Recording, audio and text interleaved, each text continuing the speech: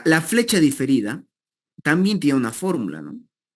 Habíamos visto de que esto se calcula de manera indirecta con la siguiente fórmula, ¿no? Que dice, la flecha instantánea debido a la carga muerta más un porcentaje de la carga viva que se mantiene como permanente por Auxiliar. el... ¿Sí? No se está cambiando la pantalla. Seguimos en el No, no, inicio. no estoy cambiando. Seguimos en la misma pantalla. Estoy Ah, rayando la pantalla. no se ve eso.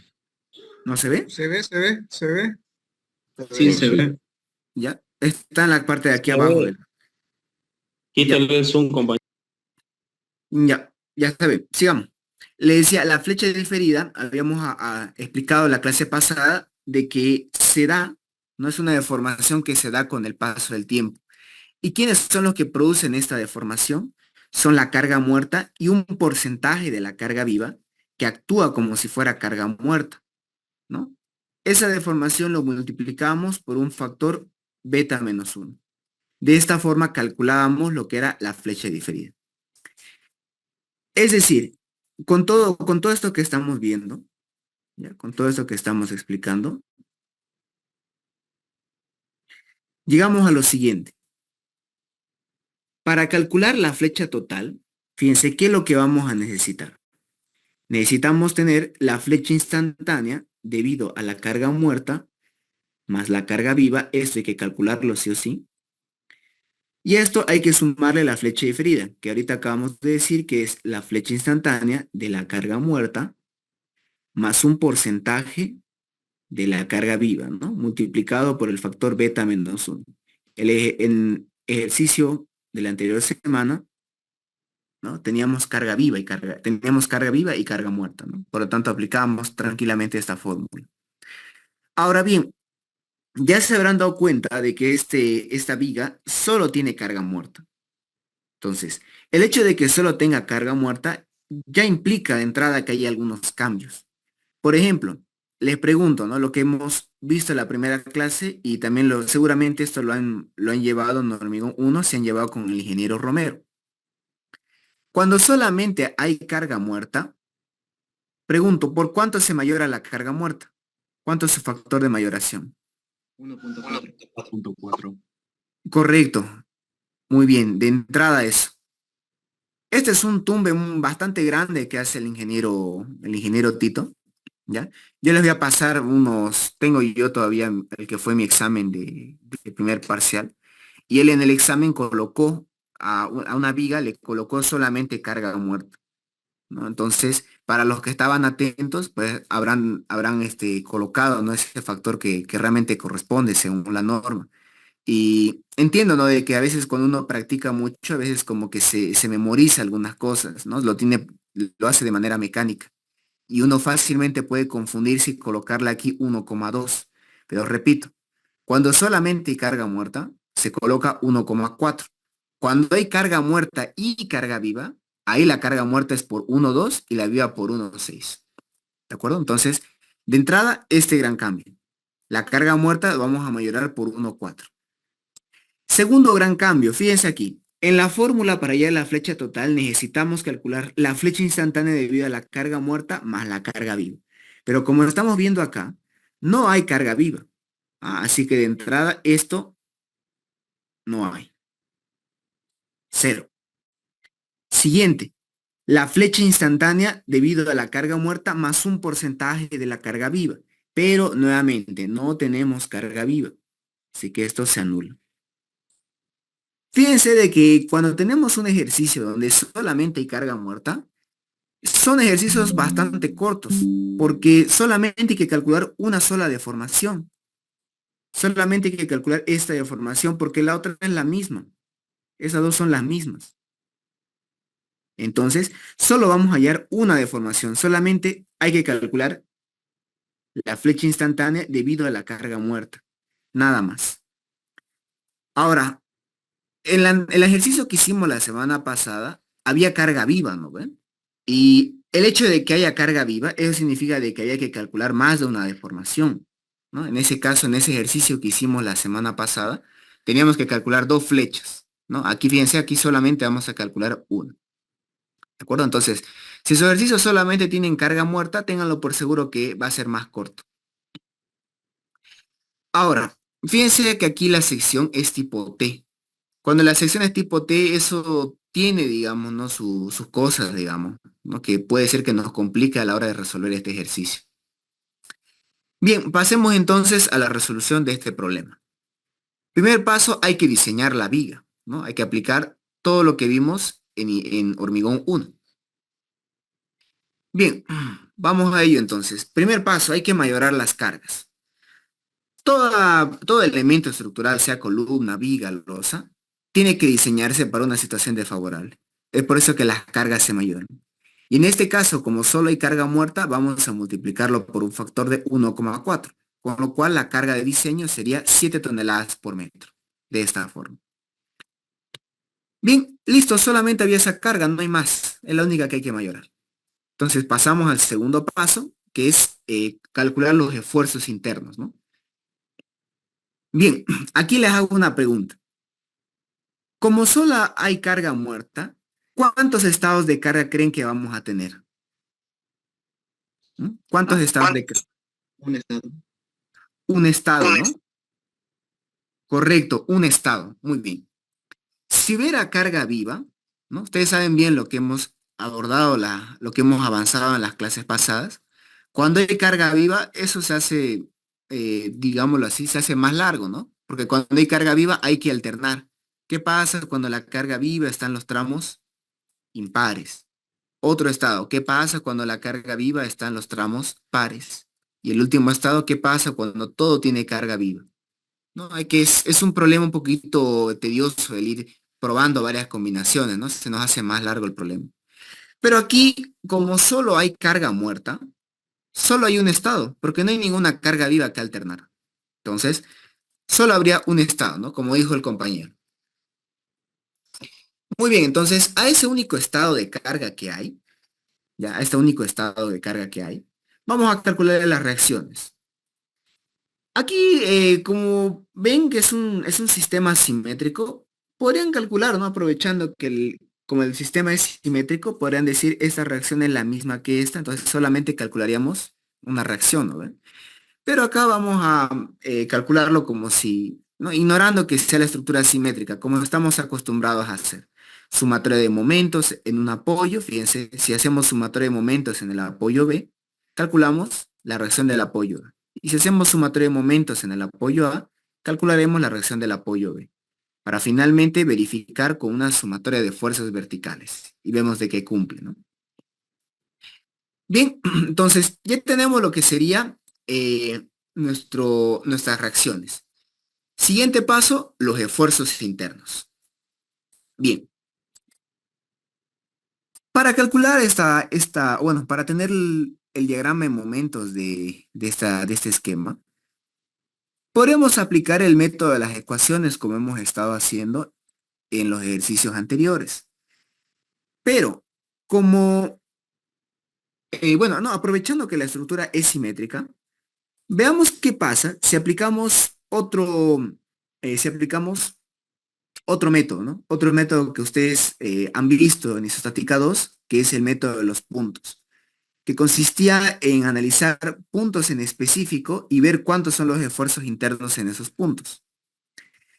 Ustedes viendo el esquema, no fíjense, ustedes viendo que este esquema se comporta de esta forma, que es simétrico y que las cargas, ¿no? Y que la carga también es simétrica, ustedes ya deben tener una idea de cómo va a ser el diagrama de esfuerzos internos, ¿no? Como aquí hay un voladizo, seguramente va a venir así. Va a subir el momento en un lado como en el otro, y aquí va a bajar y va a subir. De esta forma, más o menos va a ser nuestro diagrama de momentos, ¿no es así? Como la estructura es simétrica, el momento que tengamos aquí en el apoyo A va a ser el mismo que el que hay en el apoyo B, ¿no? Fíjense, tienen la misma distancia, la misma carga, van a valer lo mismo. Y además, si la estructura es simétrica, el momento máximo positivo se va a encontrar a la mitad. Entonces, ya tenemos identificado dónde están los esfuerzos máximos. aquí en los apoyos y a la mitad de toda la viga. Entonces, si sabemos esto, si tenemos ya de entrada esta idea, vamos a calcular solamente el momento que hay aquí y el momento que hay aquí aplicando el método de los puntos, ¿no? Para no hacer ecuaciones, para hacerlo más corto el ejercicio, ¿no? Vamos a resolverlo más rápido. Bien, primer paso. Vamos a calcular entonces lo que sería el momento que tenemos aquí en el apoyo A. Fíjense bien, el momento del apoyo A. Y para aplicar y para hallar ese momento, aplicaremos el método de los puntos. ¿Qué nos decía el método de los puntos? Tenemos que escoger un punto en específico. En este caso estamos agarrando el punto A, y tenemos que definir de dónde a dónde vamos a hacer momento, ¿no? Siempre es bueno hacer la sumatoria de momentos en el lado donde haya menos cantidad de carga. En este caso, fíjense que a la izquierda, si hacemos sumatoria de momentos en el punto A de todo lo que está a la izquierda, va a ser más fácil que hacer la sumatoria de momentos de todo lo que está a la derecha, ¿no? Porque a la izquierda solamente está esta carga rectangular. Muy bien, entonces, apliquemos el método, aquí apliquemos el método de los puntos, aquí en el apoyo A. Entonces, fíjense, solamente vamos a agarrar las cargas que están del lado izquierdo del apoyo A. Solo hay una fuerza, bueno, una resultante, ¿no? Solamente hay carga rectangular del lado izquierdo. Más exactamente, solamente está la resultante de esta carga rectangular. Y la resultante de una carga rectangular sabemos que es la carga, en este caso 7 por la longitud, 2 metros. Entonces, 7 por 2 va a ser 14, ¿no? 14 toneladas. Además, la resultante de una carga rectangular sabemos que está a la mitad de la longitud. Por lo tanto, la mitad de 2, sabemos que aquí es 1 metro. Bien, entonces hacemos sumatoria de momentos. 14 por 1, ¿no? Nos va a dar un momento. Y fíjense que esto es un momento antihorario.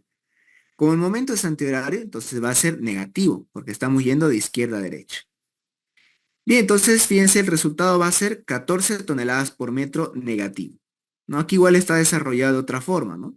La resultante es la carga 7 por la longitud 2, 7 por 2.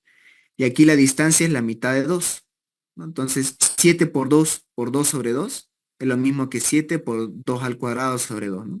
Menos 14 toneladas por metro.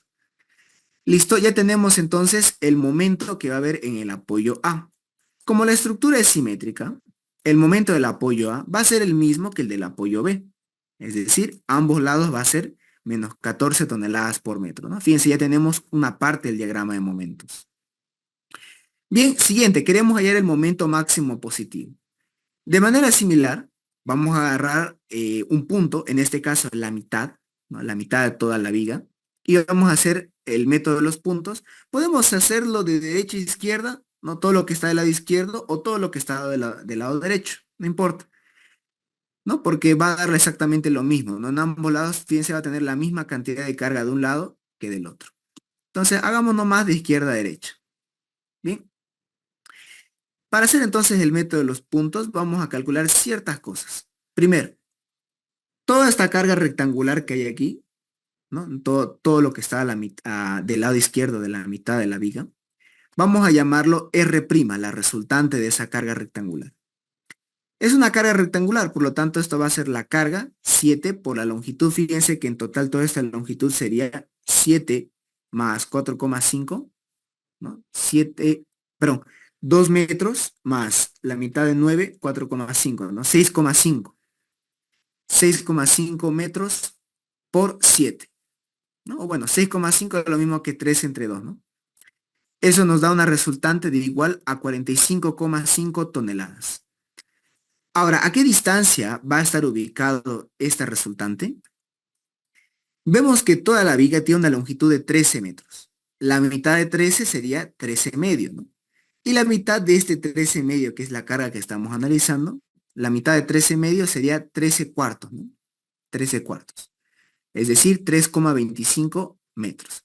Listo, ya tenemos lo que sería esta carga y su distancia de la resultante, ¿no?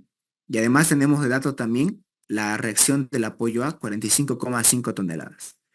Entonces aquí vamos a hacer sumatoria de momentos en este punto, ¿no? A la mitad de la viga, es decir, a una distancia de 6,5 metros, de izquierda a derecha. Entonces, si vamos de izquierda a derecha, veamos lo que tenemos. Esta fuerza por una distancia de 4,5 metros, ¿no? Del BA por 4,5 metros. Fíjense que eso nos va a dar un momento horario. Un momento horario del 45,5 por estos 4,5 metros. Entonces aquí va a venir positivo. La reacción BA por, aquí es 4,5 metros. Menos el R' vemos que da un momento antihorario. Por lo tanto va a ser negativo el R' por 3,25 metros. Listo, entonces ya tenemos los valores, queda reemplazar y resolver. Eso nos da entonces un momento máximo positivo igual a 56,875, ¿no? Un momento positivo. Lo colocamos aquí y ya tenemos todo lo necesario para obtener nuestro diagrama de momentos. El inciso, mejor dicho, el ejercicio al inicio de este problema nos pedía diseñar y analizar la deformación máxima que va a haber aquí a la mitad, ¿no? Entre el apoyo A y B. Por lo tanto, si vamos a analizar el tramo AB, vamos a elegir este momento de acá, ¿no? El momento máximo de 56,875 va a ser nuestro momento último o momento de diseño. Como solamente hay carga muerta, entonces solo hay un estado de carga, ¿no? Eso lo hemos dejado claro hace un rato, ¿no? Solo hay un estado de carga. Bien, ya tenemos entonces nuestro momento último. Ahora, vamos a pasar a diseñar las armaduras. Tenemos que tomar en cuenta que nuestra viga es una sección tipo T. Cuando tenemos una sección tipo T, ¿ya? Cuando hay una sección tipo T, hay tres casos, ¿no? Hay tres casos, hay tres situaciones que se pueden dar.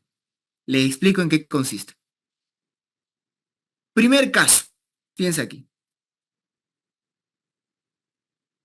Primer caso. Ahí. Bien. Aquí les explico con este dibujo a la derecha. Si tenemos un momento positivo, ¿ya? Si tenemos un momento positivo, eso significa que en la parte de abajo se tracciona, por lo tanto aquí abajo vamos a tener armadura, y en la parte de arriba se comprime, ¿no es así? Eso hemos aprendido en hormigón 1. Se comprime.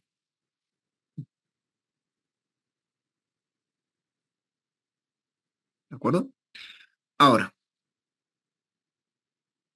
¿quién es por decirlo así, el que me limita qué parte del hormigón se comprime y qué parte del hormigón se tracciona? Eso lo conocemos como el eje neutro, ¿no es así? El eje neutro es una línea imaginaria que nos dice qué parte se va a comprimir, es decir, en qué parte va a trabajar el hormigón y en qué parte va a traccionar, ¿no? Es decir, en qué parte va a trabajar la armadura traccionada. ¿Ya? Ese es el eje neutro. Cuando una sección es rectangular, no hay mucho lío, ¿no? Porque este eje neutro, fíjense, va a cortar, ¿no? Va a estar a una cierta distancia y nos va a decir en qué parte se comprime y en qué parte se tracciona. Ahora, el detalle está cuando tenemos una viga tipo T. ¿Ya? Aquí está la cosa. Cuando hay una viga tipo T, la gran pregunta que uno se hace es, ¿este eje neutro estará cortando aquí en las alas, ¿no? En la parte de arriba, o estará cortando aquí en el alma? Esa es la gran pregunta que uno se hace cuando hay una viga tipo T, ¿no? Entonces aquí decimos, mejor dicho, aquí nos preguntamos, ¿estará cortando las alas, ¿no? Es decir, en la parte de arriba, o estará cortando en la parte de abajo? ¿Por qué? Porque si corta en la parte de arriba, tiene una forma de diseñar, ya tiene una forma de trabajar. Y si se corta en la parte de abajo, tiene otra forma distinta de diseñarse las armaduras. ¿Ya? Por eso es muy importante saber dónde está cortando. Si en las almas, si en las alas, perdón, o si en el alma. ¿Ya? Esa es la gran pregunta que uno tiene cuando tenemos una viga tipo T. Es por eso que se lo ha clasificado en tres casos. Fíjense acá. El primer caso dice, en el caso uno, el eje neutro, fíjense, el eje neutro está cortando lo que sería las alas, como pueden ver aquí. En el caso uno, el eje neutro corta las alas. ¿Ya? Si corta las alas, fíjense acá, si corta las alas, podemos hacer una simplificación. ¿Ya? Si estamos en un caso uno, podemos hacer una simplificación. Podemos diseñar esta viga tipo T como si fuera una viga rectangular de ancho BE, ya que si está cortando las alas, no le interesa lo que hay en la parte de abajo, no le interesa la forma del hormigón, ¿no? Lo que está por debajo del eje neutro, no le importa, solamente le interesa lo que está en la parte comprimida. ¿Ya? Entonces, si está cortando en las alas, podemos diseñar esta viga como si fuera una viga rectangular. Podemos aplicar todas las fórmulas que hemos visto, ¿no? De vigas rectangulares, ¿no? El procedimiento para calcular las armaduras de una viga rectangular aplica en este caso. Ahora, ¿cómo podemos saber si estamos en un caso uno?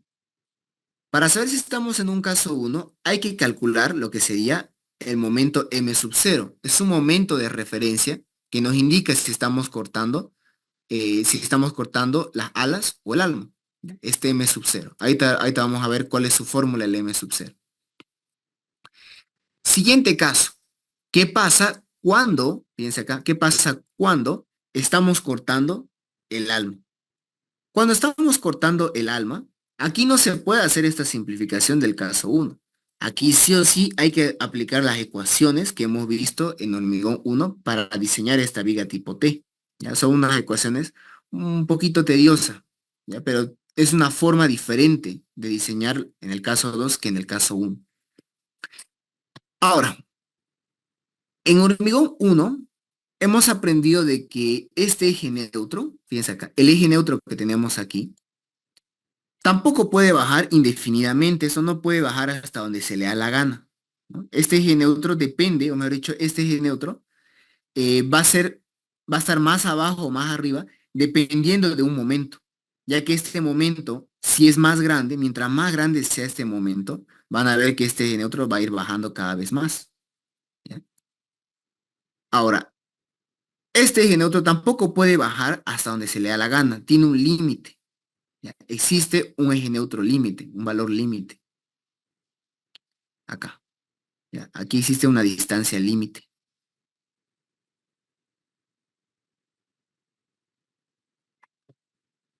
En vías tipo T, lo mismo. También tienen un límite. No pueden, el eje neutro tampoco puede bajar hasta donde se le da la gana. Tiene un valor límite.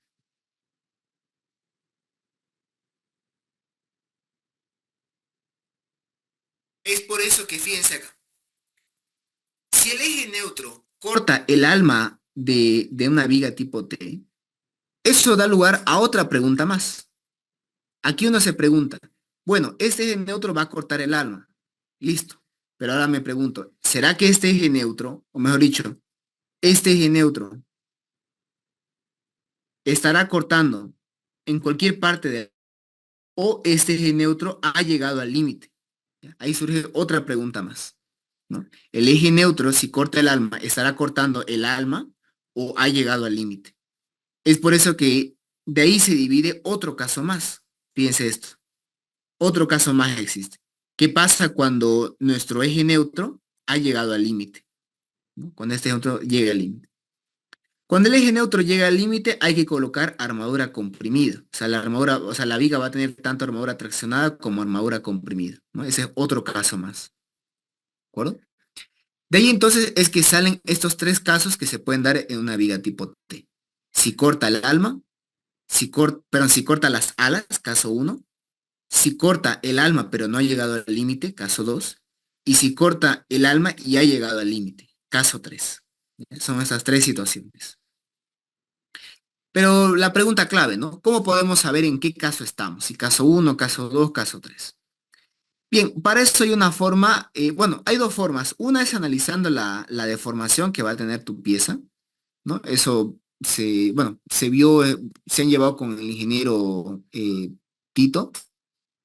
Ahí el ingeniero Tito tiene un apartado en su avance donde explica, digamos, ¿no? El tema de la deformación en la viga tipo T. ¿Ya? Pero les digo que analizarlo por la deformación es un poquito complicado, bueno, es bastante complicado. La otra forma que es más fácil, ¿ya? Es calculando unos momentos de referencia, un M sub 0 y un MM. Este M sub 0 nos va a indicar si está cortando el alma o si está cortando las alas. Y el MM nos va a indicar si está cortando, o mejor dicho, el MM nos indica si el eje neutro ha llegado al límite o no. ¿Ya? Fíjense, de esta forma funciona. Si mi momento último, el que tenemos, es mayor que el M sub 0, eso significa, ¿ya? Esto de aquí significa que nuestro eje neutro está cortando el alma. ¿Ya? Eso significa que el eje neutro está cortando el alma. Y hay que diseñar esto como una viga tipo T. Pero, si mi momento último es menor o igual que el M sub 0, pues entonces el eje neutro está cortando las alas. ¿Ya? Para eso nos sirve el primer momento, el M sub 0. ¿Ya? Para eso nos sirve este de acá. Si está cortando el alma o las alas. Ahora, el segundo momento, el MM, nos dice lo siguiente. Si tu momento último es mayor que tu momento límite MM, ¿ya? Si tu momento último es mayor que tu momento límite MM, eso significa que tu eje neutro ha llegado al límite. ¿Ya? Que el eje neutro ha llegado al límite. Ya no puede bajar más de eso. Ha llegado al límite. Aquí al límite. Y lógicamente lo contrario, ¿no? Si tu momento último fuese menor que tu momento de referencia MM, eso significa que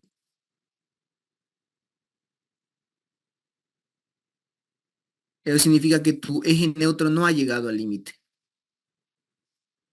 Ya lo tenés más o menos por aquí. No ha llegado a su límite. Entonces, en base a estos momentos de referencia, se ha llegado a la siguiente conclusión. Fíjense, se ha llegado a esta clasificación en tres casos. Dice, si tu momento último es menor o igual a M sub 0, lo que estábamos hablando aquí, menor o igual a M sub 0, eso significa que tu eje neutro está cortando las alas y por lo tanto puedes diseñar tu pieza como si fuera una viga de sección rectangular. Segundo caso, si tu momento M sub 0 es mayor, perdón, si su momento último MU es mayor que M sub 0, eso significa que está cortando el alma. Pero este momento es menor o igual que el MM, ¿no? Es menor o igual que el MM, significa que no ha llegado al límite. O sea, está cortando el alma, pero no ha llegado al límite. Y finalmente, si tu momento último es mayor que tu momento MM, lo que teníamos acá, eso significa que tu eje neutro ha llegado al límite y por lo tanto tienes que colocarle tanto armadura traccionada como armadura comprimida. ¿Ya? Esos son los tres casos en vigas tipo T. Ahora, calculemos entonces el momento de referencia M sub 0, ¿no? Vamos a ver si estamos en un caso 1, caso 2 o caso 3. Bien, vamos a hacer un pequeño análisis, un análisis rápido. El momento M sub 0 tiene la siguiente fórmula, ¿ya? Ahorita como estamos en hormigón 2, no nos vamos a detener a demostrar esto, ¿no? Esto se demostraba en hormigón 1. Solamente vamos a aplicar esta fórmula ya de hormigón 1. Bien, veamos, 0,85 FC' factor phi. No olviden que el factor phi en vigas, en flexión, es 0,9, ¿no? El ancho B significa el ancho de las alas, ¿ya? El ancho de la viga contando las alas, el B. HF viene a ser, esto de aquí es el HF. Es la altura o espesor de las alas. Esto es HF. Por altura útil menos 0,5 HF. Bien, vemos que aquí todo es dato a excepción de la altura útil D, ¿no es así? El D es el único que nos falta. El ancho BE, a ver, para no pelarle, vamos a venir aquí. Fíjense. Este de aquí sería el ancho BE, ¿no? El ancho de la viga sumándole las alas. Ancho BE.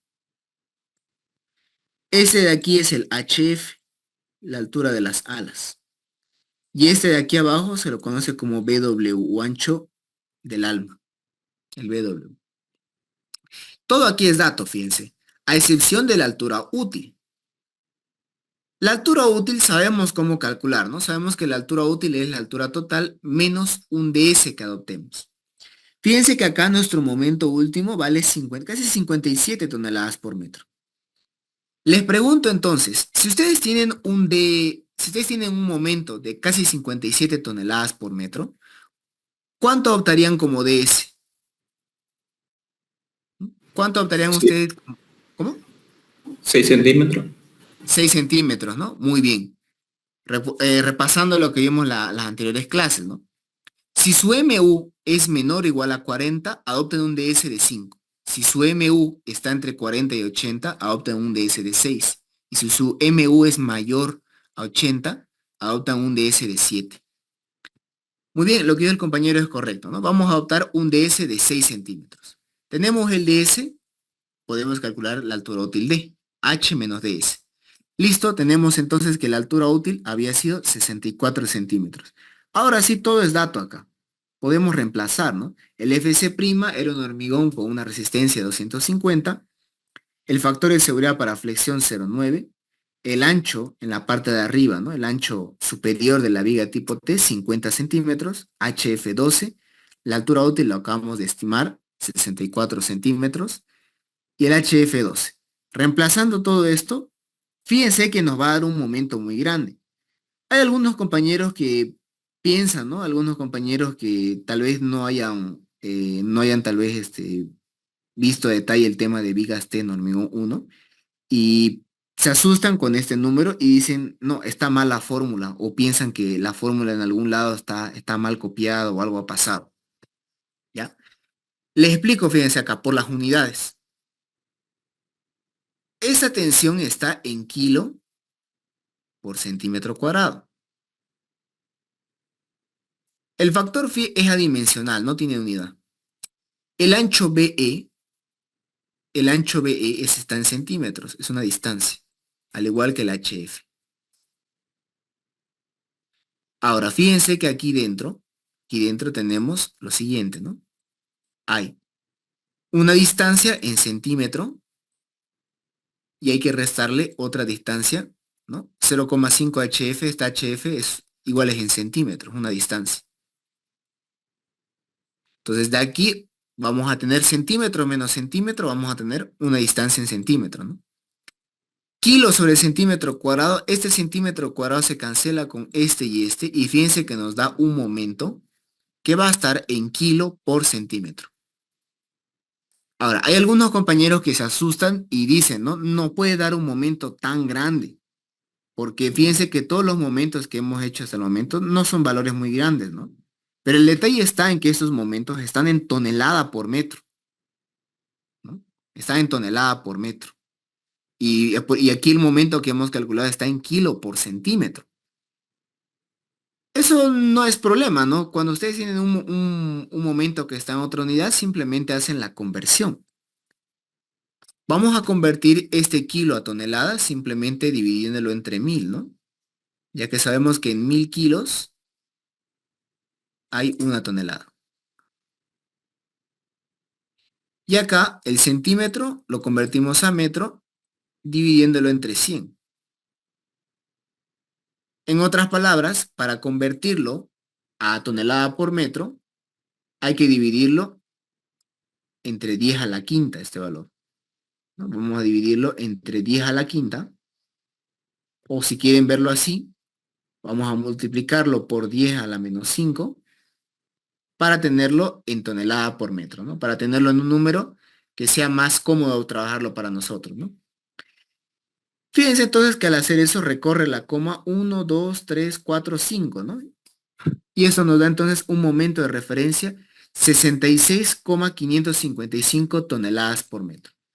Entonces, si nuestro eje neutro, ¿ya? Si nuestro eje neutro cortara el alma, nuestro momento último tiene que ser mayor a este valor, ¿no? El MU tiene que ser mayor a M sub 0 para decir que está cortando el alma. Y si es al revés, si es menor, no, entonces está cortando las alas y vamos a diseñar como una sección rectangular.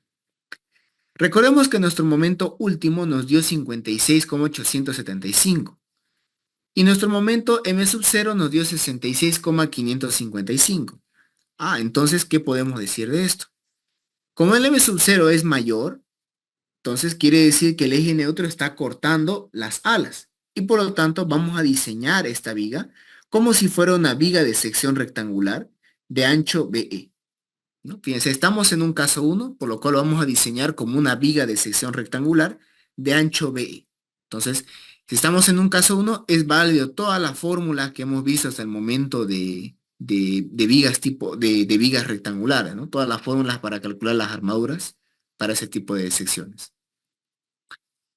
Muy bien. El caso 2, si mal no recuerdo, creo que el ingeniero les hizo un ejercicio, ¿ya? Él les hizo un ejercicio en clase donde ocurría esto, ¿no? Donde cortaba el alma, si la memoria no me falla. Él les hizo un ejercicio, estoy seguro, era una viga tipo T y si mal no recuerdo, en ese ejercicio están en un caso 2, ¿no? Entonces ya tienen ahí otro ejercicio más, ¿no? Para ver cómo es que se hacen en caso 2. Muy bien, entonces ya estamos en caso 1, vamos a diseñar con una viga de sección rectangular de ancho BE. Por lo tanto, vamos a aplicar las fórmulas que hemos visto hasta el momento para vigas rectangulares. Fíjense que estoy copiando aquí. El FC' 250 kilos sobre centímetro cuadrado, el FY 5000, la base, el ancho superior de la viga tipo T 50, el ancho del alma en la parte de abajo 30 y la altura total de la viga era 70. Estoy copiando la altura útil porque ya lo hemos demostrado, pero lo hemos calculado en la diapositiva anterior, ¿no? 64 centímetros.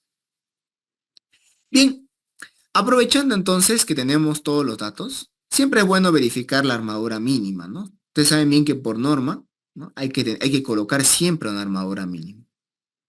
Ahora, me gustaría aclarar acá, en las fórmulas de armadura mínima, ¿ya? Aquí para estas fórmulas, el ancho, fíjense que las dos fórmulas necesitan un ancho de viga y una altura útil, ¿no?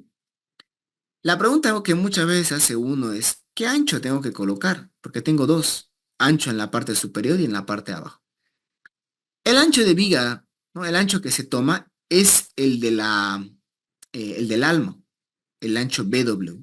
Entonces fíjense acá, 0,8 por raíz cuadrada de FC' sobre FY, ancho BW 30, ¿no? 30 centímetros, por la altura útil que la habíamos calculado acá.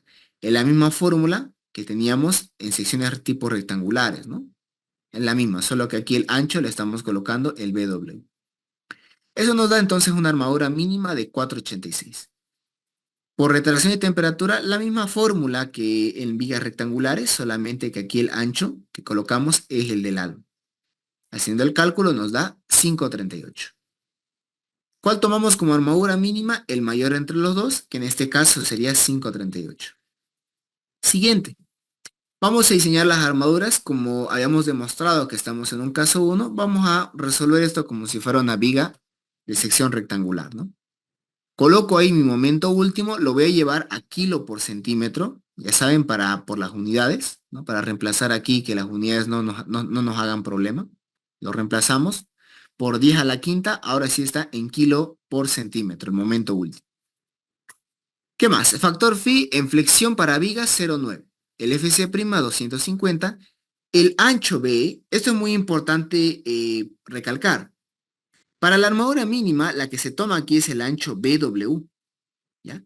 Y si están en un caso 1 de vigas T, el ancho que tienen que tomar aquí es el ancho B, porque no olviden que aquí en el caso 1, ¿qué dice?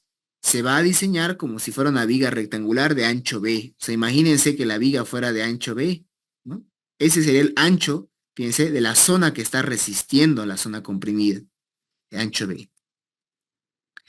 Bien, entonces reemplazo el ancho B, que era 50, altura útil 64 al cuadrado, y eso nos da un momento reducido de 0,1234.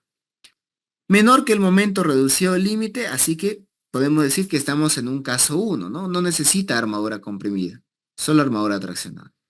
Aplicamos entonces la fórmula, el procedimiento para diseñar una armadura traccionada, ¿no? Esta fórmula, el 0,85 por 1 menos raíz cuadrada de 1 menos 2 veces el momento reducido límite, pero el momento reducido sobre 0,85. Reemplazando nos da una cuantía mecánica de 0,134. Con la cuantía mecánica, Ingeniero, una consulta. ¿sí? Para el caso de la armadura mínima, en el libro del ingeniero Tito, la fórmula es 0,0018 por 4200, pero usted dice 14 nomás. Ya. En la fórmula del... Ya. Hay dos armaduras mínimas por retracción de temperatura, ¿ya? Y es bien que lo haya tocado ese tema. Para todo lo que sean vigas, ya todo lo que tenga que ver con vigas, la fórmula de armadura mínima por retracción de temperatura es 14 sobre Fy base por altura útil. La armadura mínima para losas, como tenemos losas, ahí la fórmula es 0,0018 por 4200 sobre Fy, ¿no? Y aquí el área, ¿no? En losas, aquí se toma, en losas llenas, se toma aquí 1 metro y la altura útil, no, aquí se toma HF, que es la altura total, ¿ya? Eso está bien que le haya tocado ese tema. No hay que confundir ya la armadura mínima. Cuando hablemos de vigas, todo lo que tenga que ver con vigas, para retracción de temperatura, la que vamos a tomar es esta fórmula de aquí. 14 sobre Fy base por altura útil. Cuando hablemos de losas, ¿ya? Y también esto lo vamos a tocar cuando hablemos de zapatas. Para losas y zapatas, fórmula de retracción de temperatura es 0,0018 por 4200 sobre Fy, y aquí es igual base, pero aquí es la altura total, ¿no? Aquí es la altura útil, aquí es la altura total. ¿De acuerdo? También que le haya tocado ese tema, ¿ya? Para vigas, la que agarramos es este de acá, 14 sobre Fy base por altura útil. Muy bien, sigamos. Tenemos entonces la cuantía mecánica, con eso vamos a calcular el área de armadura traccionada. La cuantía mecánica, fíjense aquí, y es igual aprovecho que tenemos este ejercicio. El ancho que ustedes tomen para calcular su momento reducido, ¿ya? Es el mismo que ustedes tienen que colocar aquí en esta fórmula para calcular el área de armadura. Es la misma. Siempre es la misma, ¿ya? Siempre es la misma. Este ancho que agarren aquí para el momento reducido es el mismo ancho que van a tomar aquí para el área de armadura. ¿De acuerdo? Esto igual es muy importante recalcarlo. Tal vez ahorita en este ejercicio solamente hay que diseñar una sola armadura, ¿no? Pero más adelante, cuando estemos diseñando zapatas, ¿ya? Bueno, zapatas y losas, ahí van a ver de que vamos a calcular varias armaduras, porque es un diseño completo el que se hace en esos temas. ¿Ya? Hay varias armaduras. Por eso es bueno, aprovechando ahorita en este ejercicio que es más cortito, recalcar eso. El ancho que ustedes tomen aquí para el momento reducido tiene que ser sí o sí el mismo que ustedes tomen para el área de armadura. Bien, reemplazando, fíjense que nos da un área de armadura traccionada, igual a 21,44 centímetros cuadrados. Vemos que es mayor que la armadura mínima, ok, entonces cumple, ¿no? Vamos a mantener esta área de armadura. Ya saben, si fuera al revés, si el área de armadura fuera menor que la mínima, se tomaba la mínima, ¿no? Muy bien, ya que tenemos entonces que colocar 21,44 centímetros cuadrados de armadura, tenemos que ver qué barras voy a colocar, ¿no? Qué combinación de barras es suficiente para poder satisfacer este espacio, ¿no? Satisfacer esta área requerida. Para eso yo les comparto, ¿no? Este método que es bastante práctico cuando uno todavía está iniciando, digamos. Cuando uno está iniciando en el tema de diseños de vigas, diseño de losa, ayuda bastante a hacer este análisis. ¿Ya? Fíjense, ¿qué consiste este análisis? Dice, si yo quiero rellenar, ¿no? Si yo quiero tener una combinación de barras que cumpla con ¿no? Y voy a colocar solamente barras de un mismo diámetro. Entonces decimos qué cantidad de barras de ese diámetro yo necesito como mínimo para poder cumplir con esta área. Para eso simplemente hay que dividir el área requerida entre el área nominal de la barra que estamos probando. Si vamos a colocar barras de 25, fíjense, voy a dividir 21,44 entre el área de una barra de 25, 4,91, me da 4,37. Obviamente no puedo decir, ¿no? Tienen que colocar 4,37 barras. Siempre se redondea al entero superior, es decir, 5 en este caso. Es decir, si queremos colocar barras de 25, mínimo necesito colocar 5 para cumplir con esta área. Si queremos colocar barras de 20, mínimo 7. Si queremos colocar barras de 16, mínimo 11.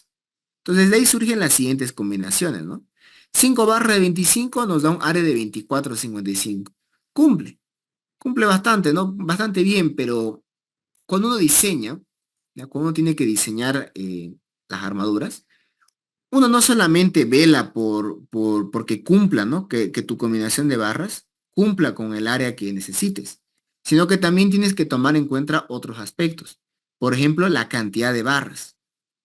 Les pongo el siguiente caso, y esto ustedes lo van a vivir. ¿Qué pasaría si tuvieran que colocar, digamos, vamos a poner un número, unas 12 barras? Ahí ya se complica la cosa, ¿no? Porque uno tiene que ver cómo va a ser por el tema del espacio. Uno tiene que cuidar cómo va a colocar las barras, ¿no? Pensando en que no se estorben, ¿no? En que no se estorben y que hay un espacio suficiente para que el vibrador pueda entrar. Entonces, fíjense, colocar 12 barras, esta podría ser una alternativa, ¿no? Pero no convence. Otra combinación podría ser colocarlas así, ¿no? Unas 3 acá, 3 aquí del otro lado, unas armaduras de paquete. Y aquí podría ser otras 3 ahí y colocar las otras de esta forma. Podría ser, ¿no? Una alternativa. Entonces, cuando uno diseña, o sea, cuando uno elige qué combinaciones de barra va a utilizar, no solamente tienen que fijarse en que cumpla, digamos, con esta área. También la combinación que ustedes elijan, tienen que ir visualizando cómo lo van a colocar.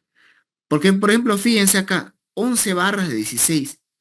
De entrada yo prefería descartar esta opción porque son muchas barras, ¿no? Ya puede ser que tengamos problemas en ordenarlo. Esta opción de acá, 7 de 20, esa está mejor, ¿no? Aparte que es la que más se acerca. 7 de 20, razonable, ¿no? Poder colocarlas tal vez en una misma fila. Habría que ver si es válido, si se puede colocarlas en una sola fila. Veamos esta combinación, ¿no? No solamente limítense con que elijan un mismo tipo de barra, también prueben, ¿no? Con combinaciones. Fíjense, 2 de 25 más 4 de 20 nos da un área de 22,38. Puede ser. 4 de 20 y 5 de 16. Esta no convence porque son 9 barras, ¿no? Son 9 barras y puede ser que tengamos problema con la separación. Vemos entonces que la opción que más nos conviene es colocar 7 de 20. No solo porque es la que más acerque, sino también porque tiene una cantidad de barras que no es mucho, ¿no? Y por lo tanto no nos va a traer mucho problema a la hora de ordenarlo. Y vamos a colocar 7 barras de 20. Bien, no solamente es, habíamos dicho, no solamente es elegir, ¿no?, una combinación de barras para que cumpla con esta área de armadura requerida. También hay que verificar la separación. No es un requisito que me pide la norma. Bien, veamos. Si colocamos 7 de 20, fíjense, podríamos colocarlas, a ver, así. O la otra opción era colocarlas 7 en una misma fila, ¿no? Pero algo que no tomé en cuenta era de que el ancho de la viga, fíjense que es de 30 centímetros en la parte de abajo, ¿no? Recordemos que nuestra viga tipo T es así. Aquí abajo hay 30 centímetros. Entonces el ancho aquí no es muy grande que digamos. Entonces, si colocamos 7 barras, podemos probar, ¿no? Podemos ver y calcular si cumple o no. Pero muy probablemente no va a cumplir por el hecho de que como es un espacio muy reducido y son muchas barras, es muy probable que no te cumpla con la separación. Entonces, para no arriesgarnos, digamos, no hacer un cálculo en vano, vamos a lo seguro. Coloquemos 5 barras en una fila y probemos con colocar 2 en una segunda fila. Recordemos que si vamos a colocar barras en una segunda fila, la norma me pide mínimo un espacio de 2,5 centímetros. O bueno, lo que dice es una pulgada, ¿no? Que convertido en centímetros es 2,5 centímetros, ¿no? Aproximadamente. Bien, entonces veamos con esta combinación, 7 de 20. Vamos a ver si cumple con la separación. Estamos adoptando un estribo phi de 8, ya que no estamos diseñando el estribo, ¿no? Pero sabemos bien de que el estribo suele estar entre un estribo phi de 6, uno de 8 y uno de 10. Entonces, para no pelarle, adoptemos un promedio, ¿no? Un estribo de 8. ¿Qué más? El recubrimiento libre o también llamado recubrimiento geométrico. Aquí en Santa Cruz colocamos unos 2 centímetros, ¿no? Porque el clima, o sea, el ambiente en sí mismo, no es tan agresivo, digamos, como puede ser en otros países, por ejemplo, en zonas costeras, ¿no? Ahí el mismo ambiente es más dañino para las armaduras, ¿no? Y ellos le colocan 2,5 centímetros de espesor, ¿no? Aquí es de recubrimiento que proteja esta armadura. Aquí en Santa Cruz colocamos 2 centímetros, con eso estamos tranquilos. Entonces, si sumamos los 2 centímetros más el diámetro del estribo, tenemos una distancia de 2,8, tanto en horizontal como en vertical. Bien, veamos ahora entonces qué nos dice la norma. Dice, la separación mínima que hay que tener entre barras es el mayor entre 1 pulgada, que aproximadamente es 2,5 centímetros. Sabemos que en realidad es 2,54, ¿no? Pero vamos a redondearlo a 2,5 centímetros. El diámetro mayor, en este caso, la barra más grande que estamos utilizando es una barra de 20, ¿no? Entonces el diámetro mayor sería una barra de 20. 20 milímetros llevado a centímetros, 2 centímetros. Y 4/3 el diámetro máximo agregado grueso, también eso va a ser 2,5 centímetros, porque eso nos da una pulgada, ¿no? Que nuevamente llevado a centímetros, 2,5. ¿Quién es el mayor entre los tres? Claramente 2,5. Muy bien. ¿Qué más? La separación real. Esa separación podemos calcularla fácilmente restando, ¿no? Fíjense, al ancho total que tiene la viga a los 30 centímetros, vamos a restarle 2,8 de un lado, del otro, es decir, 2 veces 2,8. Luego vamos a restar 1, 2, 3, 4, 5 veces el diámetro de la barra de 20. 5 veces 2 centímetros. Y lo vamos a dividir entre el número de espacios. Tenemos 1, 2, 3, 4 espacios.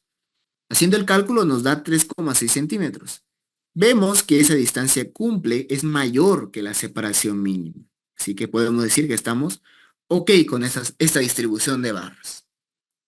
Ahora, aparte de la separación, aparte de verificar la separación, también se tiene que verificar lo que es el DS. El DS real, ¿ya? Es decir, la distancia que hay desde el borde traccionado hacia el centro de gravedad de las armaduras traccionadas. Eso de acá es el DS real. Y fíjense que ahora podemos calcular el DS real. Podemos calcularlo porque ya tenemos definido qué barras vamos a colocar, ¿no? Para calcular el DS real, tenemos que aplicar fórmulas de centros de gravedad. Tenemos que hallar el centro de gravedad ¿no? de este grupo, de estas 7 barras phi de 20. Es por eso que en la primera clase yo les hice un repaso, ¿no? De centros de gravedad, para que ustedes recuerden cómo se hacía este cálculo. Aquí tienen la memoria para ver cómo se hacía el cálculo. Como ven, no es muy complicado. Eso nos da un DS real de 5,086 centímetros. Ahora, el DS real tiene que ser menor o igual que el DS adoptado. Si recordamos, aquí arriba, hemos adoptado un DS de 6 centímetros, ¿no? Un DS de 6 centímetros. En este caso, nuestro DS, fíjense que nos dio 5,086. ¿Es menor que el DS adoptado? Ok, entonces cumple. Cumple con este requisito. Listo, hasta aquí entonces ya tendríamos lo que sería el diseño de la viga. Ahora vamos a pasar a calcular la deformación de la viga. Bien, el procedimiento es muy parecido a lo que vimos la semana pasada. Hay que analizar la sección bruta o también llamada sección no fisurada y luego hay que analizar la sección cuando esté totalmente fisurada, ¿no? Hay que ver esos dos extremos. Bien, primero, vamos a analizar lo que sería la sección bruta o no fisurada, ¿no? Es en el estado 1 del hormigón, cuando no haya ninguna fisura. ¿Qué es lo que queremos sacar? ¿Qué es lo que calculamos de este primer estado? Fíjense bien. De aquí tenemos que sacar tres cosas. Tenemos que calcular cuánto es la inercia que tiene toda esta sección, la inercia bruta. Tenemos que calcular cuánto es el módulo de rotura, o también llamado la resistencia a tracción del hormigón. Y luego tenemos que calcular cuánto es su momento de fisuración, el MCR, ¿no? Tres cosas principalmente vamos a sacar de acá. Bien, para esto hay que identificar dónde está el centro de gravedad de esta pieza. Fíjense acá que el centro de gravedad va a estar un poco por encima de la mitad de esta altura, ¿no? Porque hay área en la parte de arriba y eso hace que el centro de gravedad se desplace más arriba, ¿no? Siempre van a ver que el centro de gravedad tiende a irse a donde hay mayor cantidad de área. Muy bien, ¿qué más? El y eje. Esto igual me gusta aclararlo. El y eje, esta distancia, siempre se mide desde el borde traccionado. En el ejercicio de la mañana, teníamos un momento negativo. ¿Ya? Para los de la mañana, tenían un momento negativo. Por lo tanto, el y eje, cuando hicimos esta parte, el y eje lo medimos desde arriba. Desde aquí hemos calculado el y eje. ¿De acuerdo? Es bueno recalcar eso. Esa distancia siempre parte desde el borde traccionado y va hacia el centro de gravedad. En este ejercicio que estamos resolviendo, como el momento es positivo, la armadura traccionada y por lo tanto el borde traccionado está abajo. Entonces desde aquí parte la distancia y eje. Bien, ¿cómo vamos a calcular entonces esto? Para ello vamos a calcular primero esta distancia y eje, vamos a calcularla aplicando lo que veíamos en isostática 1, ¿no? Es básicamente un cálculo de centros de gravedad. Bien, fíjense cómo hacemos este cálculo de centros de gravedad. Vamos a hacerlo aquí manualmente para hacer recuerdo. Para analizar entonces un centro de gravedad, lo que teníamos que hacer en figuras compuestas era identificar y dividir la figura total, la figura compuesta, en áreas más pequeñas. Por ejemplo, aquí vamos a dividirlo esto en un rectángulo, toda esta figura de acá, fíjense, todo lo que está dentro, esta parte de aquí, vamos a llamarlo la figura 1. Y esos dos rectángulos que están a los lados, vamos a agarrarlos los dos al mismo tiempo. Vamos a llamarlo estos figuras 2. Ya que fíjense que las dos van a tener la misma área, ¿no? Esas dos figuras van a tener la misma área y además su centro de gravedad va a estar a una misma altura, ¿no? Están ubicados a una misma altura el centro de gravedad de estos dos. CG2. Bien, la figura 1, su centro de gravedad va a estar un poquito más abajo, ¿no? Va a estar donde está ubicado. Aquí más o menos. Bien, entonces hagamos recuerdo de la primera clase, ¿no? Cómo calculábamos figuras compuestas. Primero hay que identificar lo que sería el área, ¿no? Vamos a analizarlo de manera ordenada. Vamos a empezar por la figura 1. El área de la figura 1 ustedes ven que es un rectángulo, ¿no? Un rectángulo de base 30, aquí voy anotándolo, un rectángulo de base 30 por una altura de 70. Base 30, altura 70. Listo. Ese sería el área de la figura 1. Siguiente. Estamos tomando como referencia el borde de abajo. Entonces, tenemos que hallar esta distancia. La distancia que hay desde el borde inferior hacia el centro de gravedad de la figura 1. Yo les pregunto, ustedes viendo este gráfico, ¿cuánto va a ser esta distancia Y1? ¿A qué sería igual el Y1?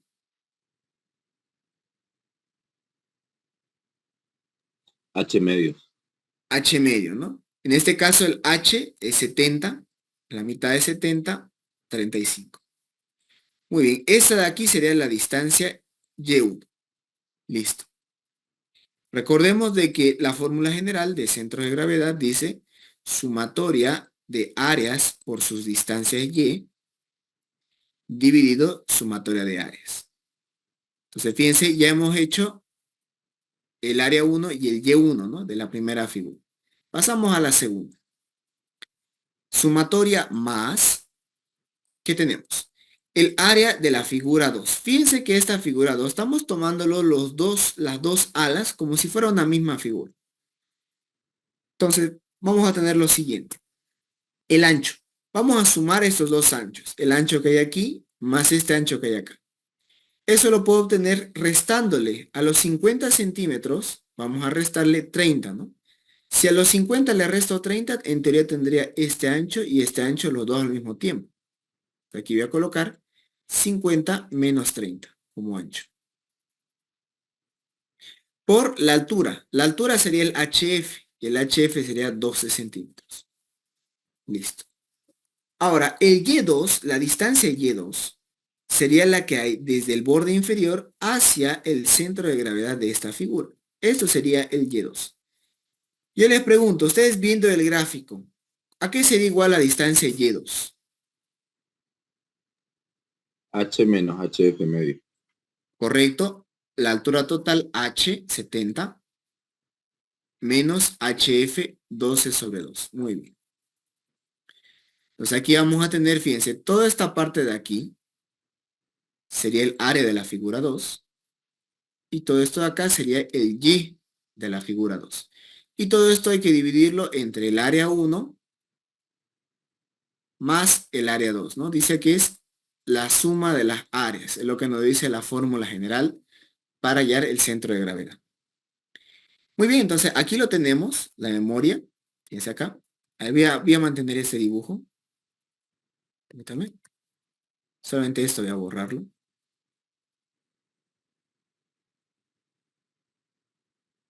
Ahí.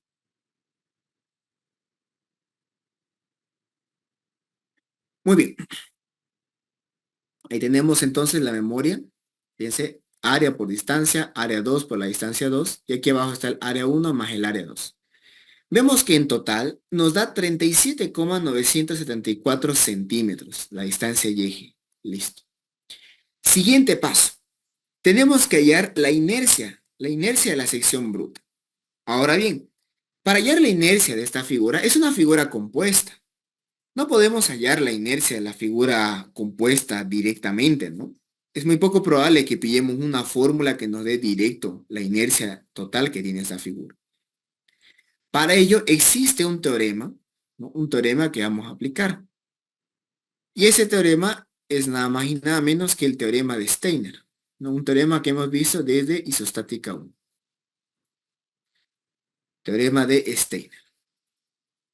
Bien, Steiner de manera general nos decía lo siguiente. La inercia con respecto a un eje cualquiera, sea cual sea para una figura cualquiera, es igual al momento de inercia con respecto al centro de gravedad de la figura que estamos sacando la inercia, ¿ya? Más el área de la figura por la distancia que hay entre el eje de esta inercia y esta inercia elevado al cuadrado. ¿No? Esa es la fórmula general de Steiner. Esto lo hemos visto en isostática 1. Al inicio pareciera que es complicado, ¿no? Hallar esta inercia. pero fíjense que es bastante sencillo. Bien, vamos a hallar la inercia primero de la figura 1. No olvidemos que lo hemos dividido esta figura tipo T en dos, ¿no? Entonces, vamos a calcular acá. Primero, la inercia de la figura 1. Empecemos por inercia de la figura con respecto a su centro de gravedad. La figura 1 claramente es un rectángulo. Por lo tanto, aquí aplica la fórmula que dice base por altura al cubo sobre 12. Para la figura 1 su base es BW. Entonces aquí va a venir base BW por la altura que tiene la figura 1 es H, ¿no? Es su altura total. Base por altura al cubo sobre 12. Listo, ahí está la inercia con respecto a su centro de gravedad. Más el área de la figura, el área total de esta figura es base BW por la altura total H. Ahora, esta distancia aquí, la distancia es la que hay desde el centro de gravedad de la figura 1 hacia el centro de gravedad de toda la figura compuesta. Es decir, fíjense, esta distancia de acá. ¿Cómo podríamos calcular esta distancia? Ustedes pueden ver claramente que esa distancia, ¿no? Para que se pueda ver mejor, esto que estoy colocando con color rosado, ¿ya? Esto aquí sería la distancia D, ¿no? La distancia D. Fíjense que esto es igual a YG menos Y1, ¿no? Es la distancia de separación que hay entre esos dos centros de gravedad. Entonces aquí anoto YG menos su Y1. Pero su Y1 sabíamos que era igual a H medio, ¿no? Eso es lo que hemos determinado anteriormente. Y esa distancia está elevado al cuadrado. Listo. Ahí tenemos la inercia de la figura 1. Pasamos ahora a calcular la inercia de la figura 2. Muy bien, entonces aplicamos nuevamente Steiner. Dice, base, en este caso la base de la figura 2 sería, fíjense, entre las dos figuras, ¿no? La estamos tomando como una sola. Su base sería BE menos BW, aquí, BE menos BW, por la altura que tiene la figura 2 es HF. Entonces, HF al cubo sobre 12. Más el área de la figura 2, vuelvo a colocar, su área sería BE menos BW por HF. Y la distancia, fíjense, la distancia que ahora vamos a tomar en cuenta sería la distancia que hay del centro de gravedad de la figura 2 hacia el centro de gravedad de la figura en su conjunto, ¿no? Esta distancia de aquí. Esta distancia sería la distancia Y2 menos el YG, ¿no? Y2 menos YG. Pero habíamos dicho que Y2 era igual a ¿qué cosa? A la altura total menos HF medio, ¿no? Este es el Y2. A esto le vamos a restar el YG. Listo, esta distancia elevado al cuadrado. Y ahí tendríamos, esta sería la inercia que nos da la figura 1 y esta es la inercia que nos da la figura 2. La suma de ambos, la suma de estos dos, ¿no? Nos va a dar lo que sería la inercia total, la inercia bruta, ahora sí, de toda la sección. Entonces, tomando en cuenta esto, de una vez calculemos esta inercia I sub 0, fíjense, de una vez, sumándolo los dos, ¿no? Aquí estoy colocando esa fórmula que hemos dicho, y aquí le estoy reemplazando los datos, ¿no? Estamos sumando directamente la inercia que nos da la figura 1 y la inercia que nos da la figura 2. Reemplazando ya todos estos datos, vamos a obtener que la inercia en total que tiene esta figura tipo T, su inercia bruta, había sido de 1.041.518 centímetros a la cuarta. Listo, ya está la inercia de la sección bruta. El módulo de rotura tiene una fórmula ya definida que es 2 veces la raíz cuadrada de Fc'. Eso nos da casi 32 toneladas sobre centímetro cuadrado.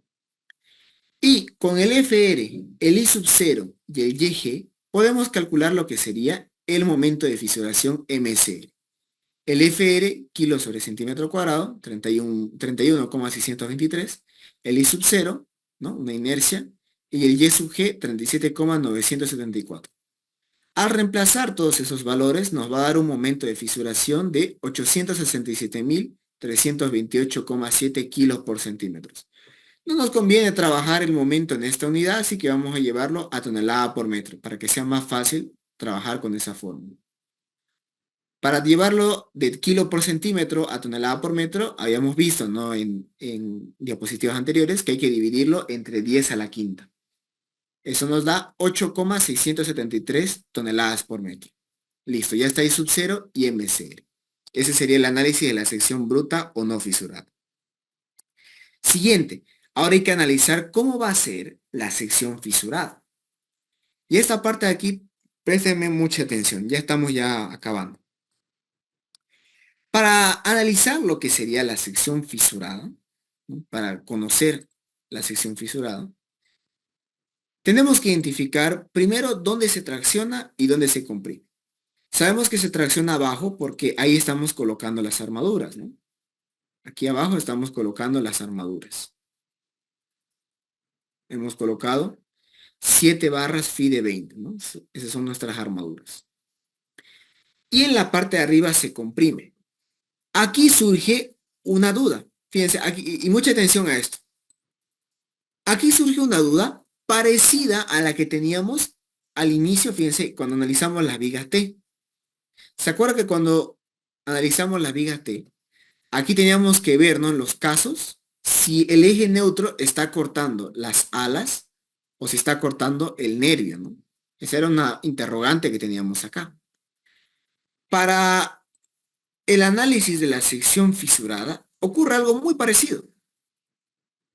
Existe un eje neutro, eso sabemos, ¿no? Eso lo hemos igual tocado la clase pasada. Existe un eje neutro en estado de servicio, un ENS. Fíjense que le llamo eje neutro en estado de servicio, porque este eje neutro no es el mismo que teníamos acá, ¿no? Este eje neutro, cuando les expliqué aquí, este es el eje neutro último, el que veíamos en hormigón 1. Pero este eje neutro de acá, el ENS, es un eje neutro diferente. Es otro aparte. Este eje neutro en estado de servicio, no sabemos si está cortando aquí arriba, si está cortando las alas o si está cortando el alma. ¿Ya? No sabemos eso. Entonces la pregunta es, ¿cómo podemos salir de duda? ¿Cómo podemos saber si está cortando las alas o si está cortando el nervio? Lamentablemente, aquí no hay una fórmula, por decirlo así, una fórmula como teníamos aquí, ¿no? Donde teníamos M sub 0 y había que verificar si era mayor o menor para saber si estábamos en un caso 1, caso 2, caso 3. Lamentablemente aquí no hay eso, ¿ya? No hay una fórmula para saber directamente si el eje neutro en estado de servicio está cortando o las alas o está cortando el alma. La única forma de saberlo es asumir. Fíjense acá. Vamos a asumir, ¿ya? Vamos a asumir que el eje neutro en estado de servicio está cortando el alma, ¿ya? Vamos a asumir eso en primera instancia. Sabemos bien que la distancia que hay desde el borde comprimido hacia el eje neutro en estado de servicio, esa distancia se llama X. Entonces, ¿cómo vamos a saber si realmente el eje neutro en estado de servicio, el ENS, estaba cortando el alma? Porque este X lo vamos a calcular. Vamos a calcular el X. Y fíjense acá. Si el X es mayor que el HF, entonces ahí sí estaba cortando, el eje neutro sí estaba cortando el alma. Y por lo tanto, este análisis es válido. En caso de que no me cumpla, en caso de que haya sido al revés, que el X haya salido más pequeño que el HF, el X haya sido más pequeño que el HF, hay que volver a hacer todo este análisis, pero ahora colocando el ENS lo vamos a colocar aquí arriba. Aunque les adelanto, ¿no? Así les adelanto que no he visto hasta ahora un ejercicio con vigas T donde el eje neutro corte las alas, ¿ya? Casi siempre va a cortar el alma. Ténganlo casi seguro que va a ocurrir esto. Pero les indico, ¿no? Si no les cumple, tienen que volver a hacer todo esto que vamos a hacer ahorita, pero ahora con el eje neutro aquí arriba. ¿Ya? Aquí cortando las alas. Muy bien. Entonces, fíjense, vamos a asumir, como habíamos dicho, que está cortando el alma. Ahí está ya nuestra distancia X. ¿Qué más? En la zona traccionada, dijimos que hay armadura, ¿no? Estamos colocando 7 barras de 20. En la zona comprimida tendríamos hormigón solamente, ¿no? Porque solo hemos colocado armadura traccionada. De manera similar al análisis que hicimos para la sección bruta, como esto es una sección tipo T, vamos a dividirlo en dos áreas, fíjense. Vamos a llamarlo un área 1 para el rectángulo que está en la parte del centro. Y para estos dos rectángulos que están acá, vamos a llamarlo el área 2. ¿Ya? Eso más que nada para que sea más fácil para nosotros trabajarlo. Bien, entonces aquí tenemos zona comprimida, lo aguantan esas dos áreas de hormigón. Zona traccionada lo aguanta este acero de acá, ¿no? Y este acero, fíjense, para que pueda resolverse, para que se pueda analizar correctamente, tiene que estar homogenizado, ¿no? Hay que convertir este acero en su equivalente a hormigón. Bien, a ver, esto aquí voy a corregir. Esta diapositiva tendría que haber aparecido. Aquí permítame. Esta diapositiva tiene que aparecer después. Aquí voy a mover donde corresponde. Ahora sí. Bien, volviendo entonces acá. Fíjense, entonces tenemos n por s. No conocemos todavía el n, ¿no? Hay que calcularlo. Muy bien. Calculemos entonces. Analicemos, mejor dicho. Hace un rato calculamos lo que sería el ds real. El ds real. El ds real solo se puede calcular cuando ya conocemos, cuando ya tenemos determinado cómo vamos a colocar nuestras barras. En este caso hemos colocado 7 de 20, ¿no? Cuando ya hemos colocado estas barras, recién hemos podido calcular el ds real, que vale 5,086. Muy bien. El ds real vale 5,086. Si tenemos un ds real, eso significa que tenemos una altura útil real. ¿Ya? Podemos calcular ahora sí esta altura útil. ¿Y cómo podemos calcularla? Simplemente restando a la altura total. Fíjense, a la altura total le restamos el ds real. Eso nos da entonces una altura útil real de 64,914 centímetros. ¿Qué más? El área de armadura. Estamos colocando 7 barras de 20. De las 7 barras de 20, su área había sido 21,98. ¿No? Ese sería su área de armadura de las 7 barras de 20 que estamos colocando aquí abajo. ¿Qué más? El módulo de elasticidad del hormigón. A ver, el módulo de elasticidad del hormigón, generalmente, o bueno, si ustedes buscan en la ACI, ¿ya? Si ustedes buscan en la ACI, la fórmula del módulo de elasticidad del hormigón con respecto a su Fc' es 15.100 por la raíz cuadrada de Fc'. ¿Ya? Ahora, hay veces que el ingeniero en clase, no sé si es que tal vez se equivoca o lo cambia, pero hay veces que el ingeniero módulo de elasticidad lo cambia a 15.000. ¿Ya? Hay veces que en vez de tomar 15.100, toma 15.000. Eso ha pasado hace 2 semestres. No sé por qué lo ha cambiado de 15.100 a 15.000. Les pregunto, creo que el ingeniero este semestre lo mantiene el 15.100, ¿no? ¿O con cuál está trabajando ahorita el ingeniero? Con Sí, con 15.100 nomás. 15.100, ¿no? Ya. Esto entonces después lo voy a corregir, ¿ya? Esto lo voy a corregir a 15.100. Pero de todas formas les digo que no cambia mucho. Si ustedes colocan 15.100 o 15.000, no cambia mucho este valor. Ya no va a cambiar. A lo mucho capaz aquí cambiará. Aquí tal vez este número cambie, pero en sí no es tan drástico el cambio. ¿Ya? Igual en el resultado final no cambia casi nada. ¿Ya? Si toman 15.000 o 15.100. Pero siempre mejor, ¿no? Acomodarnos o eso, ¿no? Acomodarnos a como el ingeniero está trabajando. Ya eso entonces lo voy a corregir, terminar la clase, lo voy a cambiar a 15.100 y le voy a corregir los valores. Pero les adelanto, no va a cambiar mucho el resultado. Bien, calculamos entonces el módulo de elasticidad del hormigón. Con eso calculamos el factor de homogenización, haciendo recuerdo de resistencia a los materiales 1. Para convertir un material a otro, en este caso de acero a hormigón, tenemos que dividir el módulo de elasticidad del acero, 2.100.000, dividido el módulo de elasticidad del hormigón, que lo tenemos acá, nos da un factor de 8,854. Listo, tenemos entonces que el área de acero es 2198. Al multiplicarse por este factor de 8,854, tenemos ahora sí el área de acero convertido a hormigón. Eso nos da 194,61 centímetros cuadrados. Listo. Ahora, una vez que ya tengamos definido todo esto de acá, fíjense, ya tenemos definido el acero, ¿no? Convertido, todo esto ya es hormigón, podemos aplicar lo que es igualación de momentos estáticos. ¿Ya? Para eso voy a hacer un breve repaso de lo que veíamos de isostática 1. En isostática 1, el momento estático, ¿ya? El momento estático no es más que multiplicar el área de la figura por la distancia hacia el eje de referencia que estás tomando.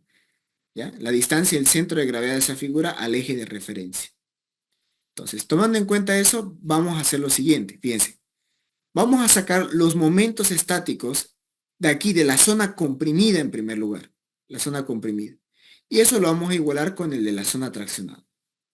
Empecemos entonces por la zona comprimida. ¿Qué tenemos acá? Partamos por la figura 1. La figura 1 es un rectángulo de base 30 y altura, fíjense, su altura es X. Entonces aquí voy a decir, momento estático de la zona comprimida. Empiezo por la figura 1. Base, su base es 50. Perdón, 30. 30 de la figura 1 y su altura es X. Listo. Por la distancia. La distancia que hay del centro de gravedad de la figura 1 hacia este eje neutro de referencia, fíjense, es X medio, ¿no? La mitad de la altura. X medio. Bien, ese sería el momento estático de la zona comprimida, ¿no? De la zona comprimida de la figura 1. Ahora pasemos a hallar el momento estático para la figura 2. Por eso vamos a sumarle. Sumo entonces el área de la figura 2. ¿Cuánto sería esta área de la figura 2? Fíjense que podemos obtenerla como 50 menos 30 nos va a dar este ancho más este ancho, ¿no? Y digo 50 menos 30. Por la altura. La altura que tiene la figura 2 es HF, ¿no? HF igual a 12 centímetros. Listo. Ahora, la distancia. ¿Qué distancia hay desde el centro de gravedad de la figura 2 hacia el eje neutro? Esta distancia de aquí. Esa distancia sería X menos HF medio, ¿no? Aquí voy a colocar X menos HF medio, es decir, 2 entre 2. Listo. Ya tenemos el momento estático de la figura 1 más el momento estático de la figura 2. Esto lo vamos a igualar con el momento estático de la zona traccional. Nuevamente, momento estático es área por distancia. El área que tenemos aquí en la zona traccionada es N por AS. Listo. N por AS. Ahora, ¿qué distancia? ¿No? Nos preguntamos, ¿qué distancia sería la que hay desde el área de armadura traccionada hacia el eje neutro? Fíjense que esa distancia sería la altura del real, el de real, menos la distancia X. Listo. De real menos X. Listo, no hay más. No hay más armadura, no hay más área en la zona traccionada. Entonces, vamos a igualar, fíjense que de todo esto nos va a quedar una ecuación. Una ecuación donde la única incógnita aquí es X, ¿no es así? X. Entonces, desarrollando esta ecuación, fíjense que nos queda la siguiente ecuación cuadrática. Aquí si quieren pueden ustedes hacer despeje, pueden hacer fórmula cuadrática, pueden meterlo si quieren a la calculadora. Aquí en ingeniero no les hace ningún problema.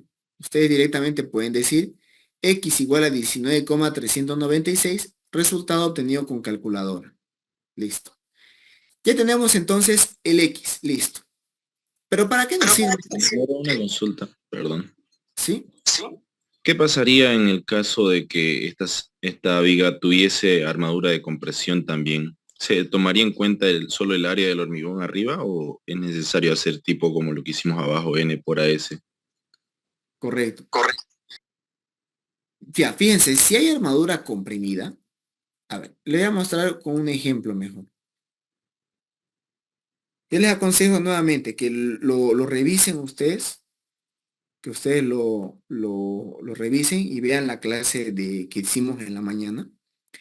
En el grupo de la mañana ocurrió lo siguiente. Pasa de que para el grupo de la mañana hemos colocado armadura tanto comprimida como traccionada.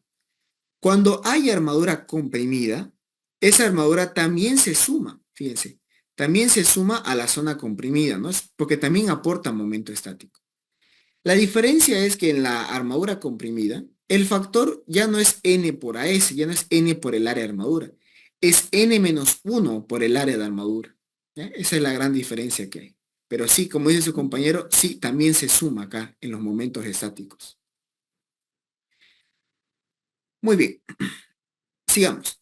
¿Para qué hemos calculado X? ¿No? Porque no nos pedía calcular X. No queremos nosotros realmente la distancia de X acá. Lo que queremos es la inercia. Eso es lo que realmente nos interesa. Pero obviamente para tener la inercia necesitamos conocer X, ¿no? Necesitamos saber cuánto es esta distancia de X. Ahora, fíjense cómo vamos a calcular la inercia de todas estas figuras. Nuevamente vamos a aplicar lo que sería el teorema de Steiner. Nuevamente hay que aplicar lo que dice Steiner. Inercia de una figura, sea cual sea, es igual al momento de inercia respecto a esa figura, ¿no? Con respecto a su centro de gravedad, más el área de la figura por la distancia de separación entre los ejes al cuadrado. Bien, aquí fíjense que vamos a tener tres figuras. El rectángulo 1, los rectángulos 2 y esta armadura de acá, ¿no? La armadura está de acá. Tenemos tres áreas en total. Por lo tanto, vamos a tener tres inercias. Fíjense bien acá. Calculemos, apliquemos Steiner, ¿no? Voy a colocar las fórmulas de manera general. Fíjense acá. Inercia de la figura 1, del rectángulo 1. Sabemos bien que el rectángulo, la inercia con respecto a su centro de gravedad es base por altura al cubo sobre 12. Siendo la base de la figura 1 BW, ¿no? Fíjense, la base de la figura 1 es BW. Base por altura, fíjense que la altura de la figura 1 es X, ¿no? X es su altura de la figura 1. X al cubo sobre 12. Ahí está el base por altura al cubo sobre 12. Más. El área de la figura 1 es base BW por X por la distancia. Ahora, ¿esa distancia qué sería? Es la distancia que hay desde el centro de gravedad de esta figura hacia el eje de referencia, en este caso, el eje neutro en estado de servicio. Como esto es un rectángulo, sabemos que el centro de gravedad está a la mitad de la base y mitad de la altura, es decir, a la mitad de X. Entonces aquí la distancia sería X medio. Esa distancia elevado al cuadrado, ¿no? Es lo que nos dice Steiner, las distancias al cuadrado. Listo, ya está la inercia que me aporta el rectángulo 1. Pasemos a la inercia que nos da el rectángulo 2. Sería, también son rectángulos, por lo tanto también aplica el base, solamente que la base para el rectángulo 2 sería BE menos BW. Base por altura, la altura de la figura 2 es HF, ¿no? Al cubo sobre 12. Más el área de la figura, BE menos BW, el ancho, por HF. Bien, y la distancia sería, fíjense acá, la distancia que hay desde el centro de gravedad de la figura 2 hacia el eje neutro en estado de servicio. Esa distancia va a ser X, fíjense acá, X, hay que restarle la mitad de HF, ¿no? Porque sabemos que el centro de gravedad de un rectángulo está a la mitad de la base y mitad de su altura. Esta distancia sería esta de aquí. Y como vemos por Steiner, está elevado al cuadrado. Listo, ya tenemos la inercia que nos aportan las alas. Y finalmente, la inercia que nos da el acero. Aplicando Steiner sería inercia del área de armadura traccionada igual a la inercia de la armadura con respecto a su centro de gravedad, más el área, fíjense que el área de armadura ya lo tenemos ahí, N por AS. N por AS. La distancia, ahora la distancia sería, fíjense, esta de acá. Sería la altura útil real, el D real, menos el X. Entonces aquí va a ser D real menos el X. Y esta distancia tiene que estar elevado al cuadrado. Ahora, aquí ocurre algo interesante, y es que cuando tenemos un área, porque fíjense que en realidad estas armaduras son como unos círculos, ¿no? Las barras son unos círculos. Esas barras, su área, comparado con toda esta área que tenemos acá, realmente es muy pequeña esa área. Es demasiado pequeña, casi insignificante. Como esa área es pequeña, su inercia es todavía más pequeña, porque la inercia, no olviden que es una unidad que está a la cuarta. Es una unidad de distancia elevada a la cuarta. Esa inercia van a ver que es un valor muy pequeño. Tan pequeño que la norma me permite despreciarlo y solamente tomarlo como n por AS por D real menos X al cuadrado. ¿De acuerdo? Entonces, fíjense, ahí tenemos lo que serían las tres inercias. Una vez que tenemos ya estas tres inercias, una vez que tenemos las tres inercias, la suma de estos tres, ¿dónde está? La suma de estos tres, eso sería la inercia de la sección fisurada o también llamado I sub 2. Bien, entonces aquí ya lo tenemos, todo esto que hemos explicado de manera general. Fíjense, aquí lo tenemos el cálculo. Aquí está la fórmula, reemplazando. Nos da, la figura 1 nos da una inercia de casi 73.000. La figura 2 nos da una inercia de casi 46.000. Y la armadura, fíjense que nos da una inercia de 403, poco más de 403.000 centímetros a la cuarta. La suma de estos tres nos va a dar la inercia de la sección fisurada o I sub 2, que nos dio 522.000 centímetros a la cuarta. Listo, ya tenemos I sub 0 e I sub 2. ¿Para qué queremos hallar el I sub 0 e el I sub 2? No se olviden que para calcular una deformación necesito yo tener la inercia. Y en vigas y en elementos de hormigón armado, la inercia que hay que tomar en cuenta es la inercia efectiva. Y la inercia efectiva hay una fórmula, la llamada fórmula de Branson. ¿Qué dice la fórmula de Branson? Momento de fisuración, ese ya lo tenemos, lo hemos calculado, el MCR, dividido el momento máximo en estado de servicio, elevado al cubo, por el I sub 0, más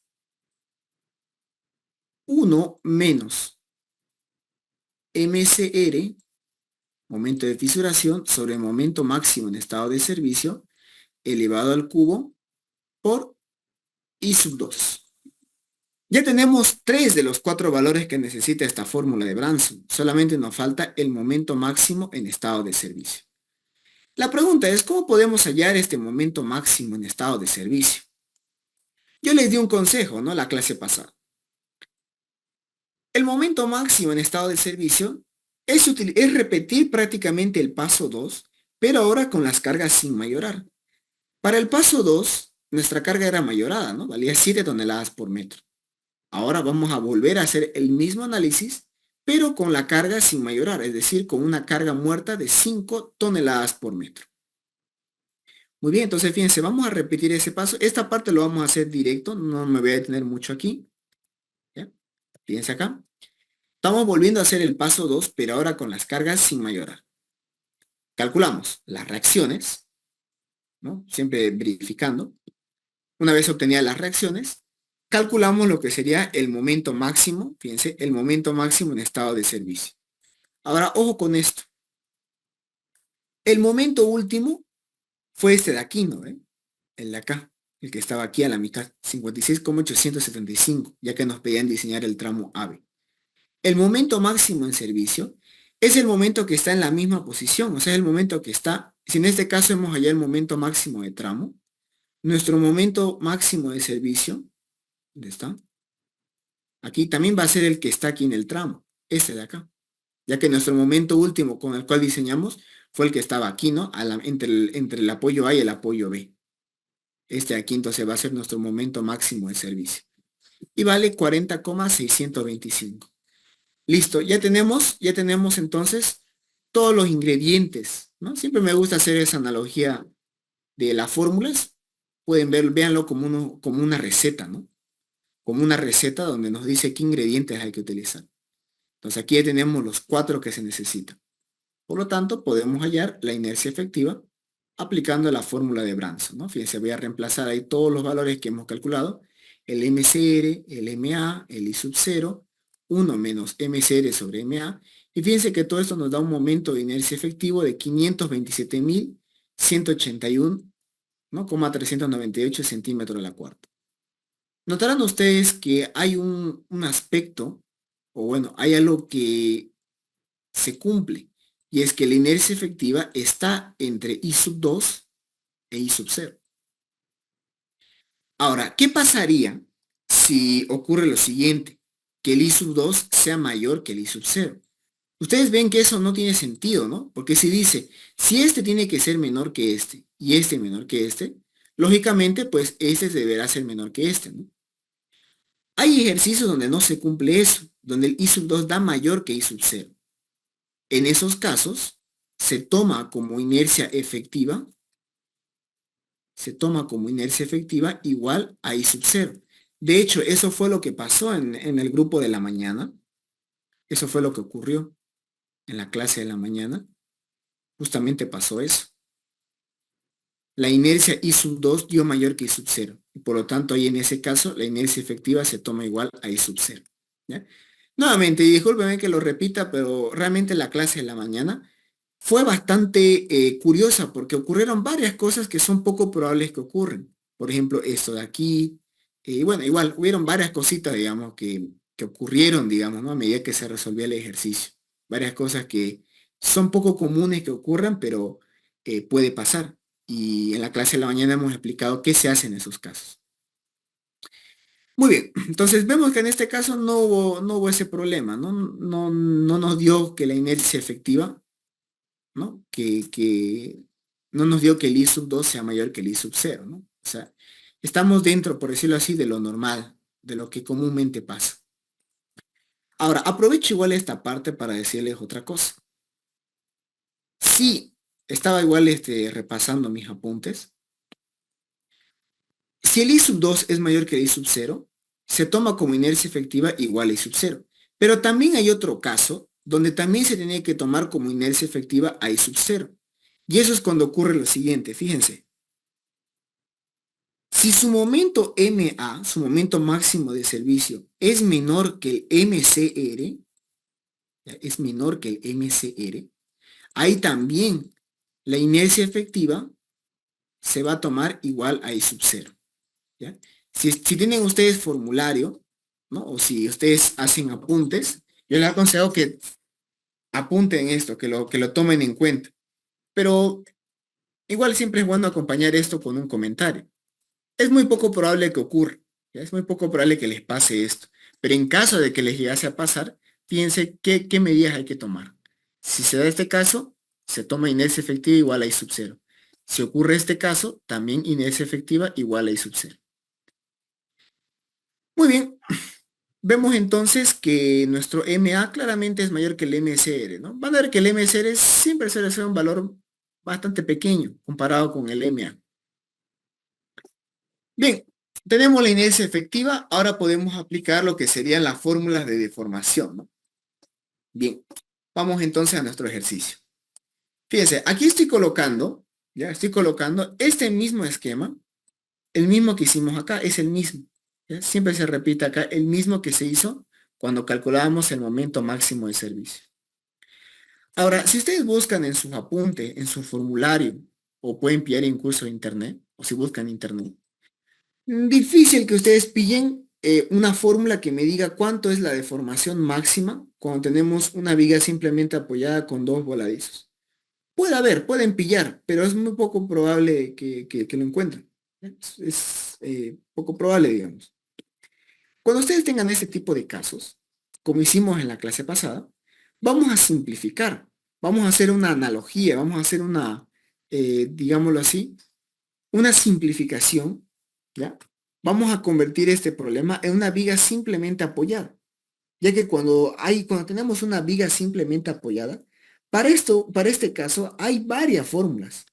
Hay para cargas triangulares, cargas rectangulares, cargas puntuales, para todo tipo de carga que ustedes se imaginen, para todo tipo de carga. Ya hay una fórmula demostrada cuando la viga es simplemente apoyada de cuánto va a valer su máxima deformación. Entonces, lo mismo vamos a hacer acá. Vamos a simplificar esto a una viga simplemente apoyada. Para eso vamos a convertir, fíjense, estos voladizos los voy a volver una carga puntual y un momento. Listo. Esta carga es la única que hay, ¿no? Entonces la carga distribuida va a ser de 5 toneladas por metro. Bien, ahora aquí igual me gusta recalcar lo siguiente. El momento que tenemos acá, tenemos que llevarlo a kilo por centímetro. La distancia en centímetro y las cargas en kilo por centímetro. Eso es más que nada por las unidades. Fíjense acá. Eso tiene que estar sí o sí en kilo centímetro. Kilo sobre centímetro. La longitud en centímetro, como está elevado a la cuarta, va a ser centímetro a la cuarta. Aquí el módulo de elasticidad está en kilos sobre centímetro cuadrado y la inercia en centímetro a la cuarta. Fíjense que las unidades ahora sí aquí son compatibles. Y aquí nos va a dar una distancia en centímetros, ¿ya? Por eso tienen que tener mucho cuidado. Eso se los digo porque ha pasado. Y ha pasado varias veces en semestres pasados de que con uno por hacer rápido, no hace este cambio, no lo coloca en las unidades correctas. Y luego al final aquí le da una deformación de eh, 400 y pico centímetros, ¿no? 500 y algo, y ya uno se asusta y dice, ucha, casi 5 metros de deformación, no, imposible, algo está mal. Se asustan y al final uno se pone nervioso y cuando uno se pone nervioso, ya un poquito más complicado, ¿no? Entender y ver dónde hubo el problema, ¿no? Entonces siempre tienen que tener mucho cuidado con las unidades que reemplazan acá, ¿ya? Vemos entonces de que aquí tenemos, fíjense, hay una carga rectangular, cargas puntuales, cargas de momento. Las dos puntuales no producen deformación porque están cayendo en el apoyo. Y la distribuida y la de momento sí. Por lo tanto, la carga rectangular, calculamos, fíjense, por superposición de efectos, recordemos que este principio nos decía que podemos analizar un esquema, ¿no? Un sistema, podemos analizarlo con cada una de sus cargas por separado. En este caso estamos analizando la deformación que nos da la carga rectangular y ahora vamos a analizar la deformación que nos da la carga de momento. Para eso también ya hay una fórmula demostrada. Fíjense, la fórmula demostrada para la carga de momento dice momento por longitud al cuadrado sobre 8 veces módulo de elasticidad del hormigón por inercia efectiva. Listo. Nuevamente, el momento en kilo por centímetro, la longitud en centímetro, y estos dos ya están en kilos sobre centímetro cuadrado y este en centímetros a la cuarta. Listo. Fíjense entonces, la deformación Y2, la que me produce en los momentos, es una deformación positiva, o sea, hacia arriba, de 0,81. La suma de estos dos, fíjense, la suma de estos dos nos va a dar lo que sería la deformación producida solo por la carga muerta. Porque fíjense, ¿cómo analizamos esta deformación? Esta de aquí. Solamente hay carga muerta, porque eso es lo que hay en el problema. En el problema solo hay carga muerta. Por lo tanto, esa sería la flecha instantánea, la deformación producida por la carga muerta, porque no hay más, pues, ¿no? 2,61 centímetros hacia abajo. La flecha diferida y la flecha total. La flecha diferida, su fórmula dice, flecha instantánea debido a la carga muerta más un porcentaje de la carga viva por el factor beta menos 1. Sin embargo, aquí en este ejercicio no hay carga viva. Por lo tanto, aquí sería, fíjense, la flecha instantánea debido a la carga muerta por el factor beta menos 1. Bien, el factor beta, ¿cómo se calcula? Beta es igual a epsilon. Epsilon siempre vamos a colocar 2, ¿ya? Ahorita les voy a mostrar de dónde salen estos valores de epsilon. Dividido entre 1 más 50 veces la cuantía geométrica de armadura comprimida. No hubo armadura comprimida, por lo tanto es 0 acá. Y aquí nos va a dar 2. Entonces beta va a valer 2. 2 menos 1, 1. Por lo tanto, la flecha diferida había sido también 261. Reemplazando, flecha total es igual a la flecha instantánea más la carga, flecha instantánea debido a la carga muerta y la viva, pero no hay carga muerta, más la flecha diferida. Entonces, aquí nos queda, fíjense, la flecha instantánea debido a la carga muerta, 261. La flecha instantánea debido a la flecha diferida, 261. Sumo ambos y esta sería la flecha total. 5,22 centímetros hacia abajo, ¿no? Siempre es bueno indicar eso. Ahora, una vez más, y disculpen que le dé mucha publicidad al ejercicio 3, pero el ejercicio 3, como tenía armadura comprimida, aquí cambia, ¿no? Aquí fíjense, aquí sí se toma en cuenta una cuantía cuando hay armadura comprimida. Y esto lo reduce, y lo reduce mucho por si acaso, ¿ya? Le afecta mucho cuando hay armadura comprimida a la flecha diferida. Muy bien, entonces, vemos entonces que al final la flecha total para el diseño, o sea, para las 7 barras de 20 que estamos colocando, va a ser una deformación de 5,22 centímetros. Me gusta bueno, es bueno recalcar que esta flecha es para el diseño realizado, o sea, es para las 7 barras de 20. Si ustedes hubieran elegido, por ejemplo, 5 barras de 25, seguramente aquí les hubiera dado una deformación más pequeña, o sea, le hubiera dado otra deformación, porque a cada distribución, a cada diseño que ustedes hagan, va a tener también una deformación diferente. ¿De acuerdo? Entonces, por eso es bueno recalcar que esta flecha es para el diseño que hemos hecho. Muy bien, entonces eso sería el avance para la clase de hoy. No sé si tienen alguna pregunta. Este ejercicio se los voy a pasar a las 4 de la tarde, ¿ya? Igual el ejercicio de la mañana lo estoy volviendo PDF para que lo puedan descargar y lo puedan tener, ¿no? En sus apuntes. Ya. No sé si tienen alguna duda o consulta respecto a esta clase, a este ¿Sí ejercicio. podría explicar sobre el valor de beta? Sobre el epsilon y la Ah, verdad, cuantía, por verdad. favor. Sí. Cierto, me estaba olvidando. Totalmente. Ya, el factor beta, mientras se lo busco, el factor beta es un coeficiente que toma en cuenta lo que sería dos cosas. Bueno, dos cosas toma en cuenta el factor beta. Primero,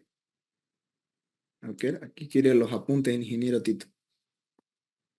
Ahí. El factor beta toma en cuenta dos cosas.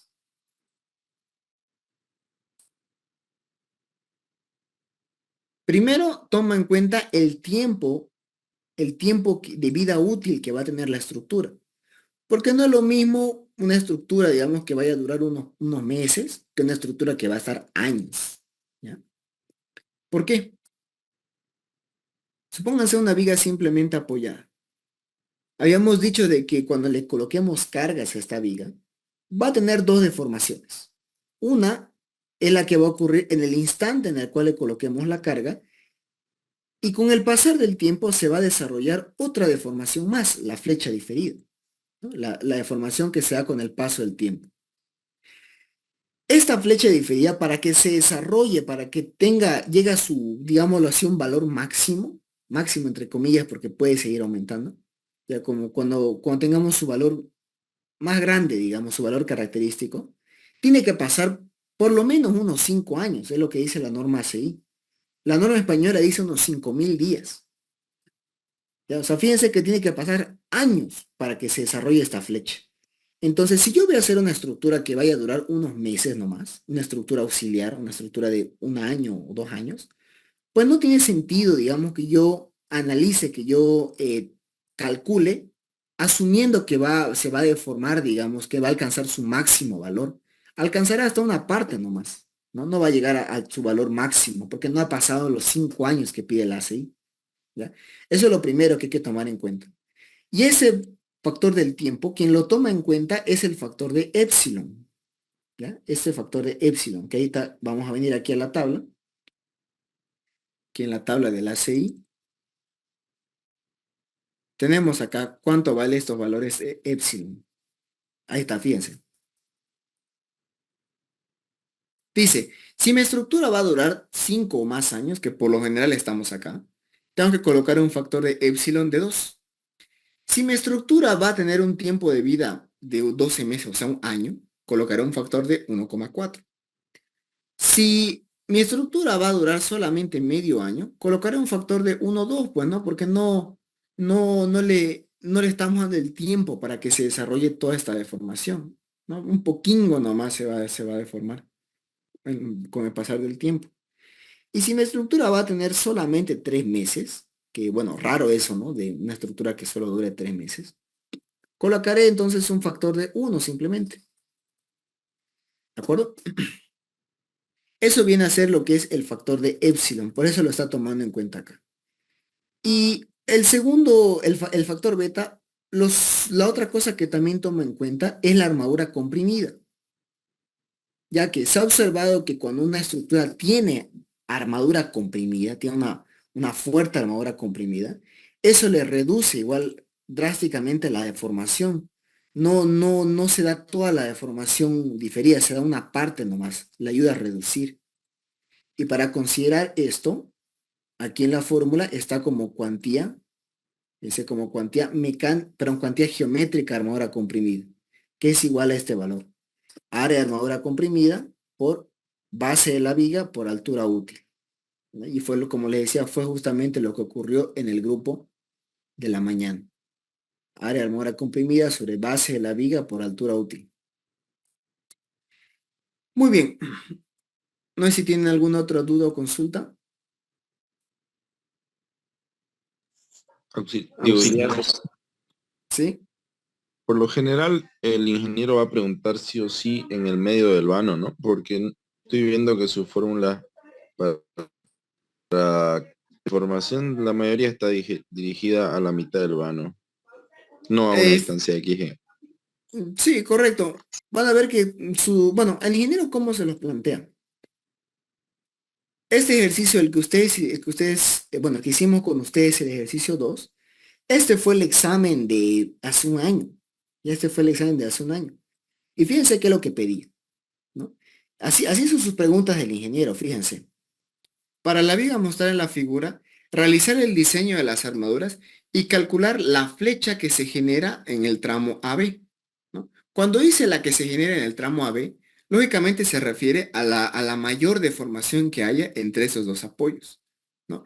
No le va a dar el ingeniero calcular la deformación a una distancia X. No le va a dar eso, ¿ya? Siempre le va a dar analizar para un tramo o para un voladizo y ver, digamos, cuánto es la máxima deformación que se da.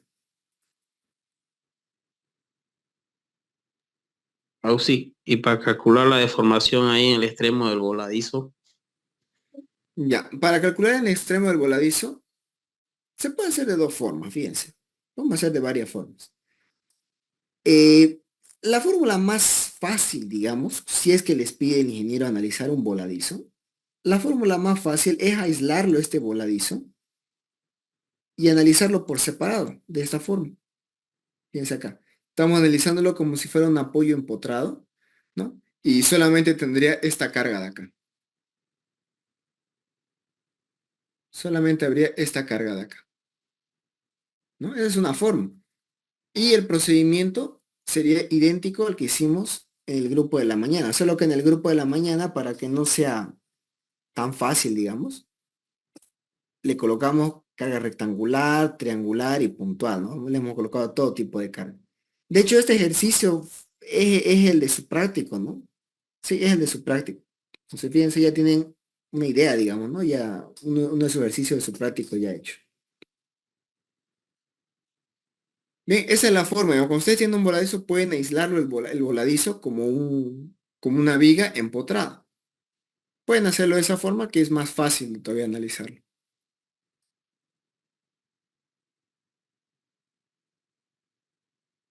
Bien, ya nos cumplió la hora. Nos vemos. Sí, una pregunta igual la tengo. En el momento de hacer el área de la armadura mínima por temperatura y retracción, el ingeniero utiliza otra fórmula que es de 0.018 y Ya, ya, pero esa fórmula, ya, nuevamente. La fórmula de armadura mínima por retracción y temperatura,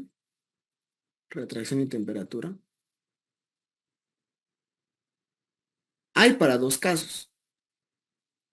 Cuando tenemos para vigas, cuando hay para vigas, la fórmula de armadura mínima por retracción y temperatura dice 14 sobre Fy base por altura útil. Cuando es para losas, ahí la fórmula es la que decía el compañero, 0,0018, 4200 sobre Fy, y aquí es base por altura total, es acá, la altura total, ya no es la altura útil. ¿Ya? Es bueno, es bien que lo haya mencionado eso, ¿no? Para vigas, para todos los ejercicios de vigas, es 14 sobre Fy base por altura útil. Pero cuando hablemos en losas, cuando ya estemos en esa unidad, la fórmula es 0,0018 por 4200 sobre Fy base por altura total.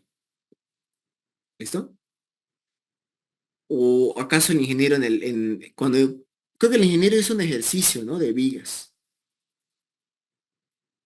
En No, ese, la fórmula que para los está bien, yo lo entiendo, pero es solamente 0,018 por 4200 sobre SY por 100 por H.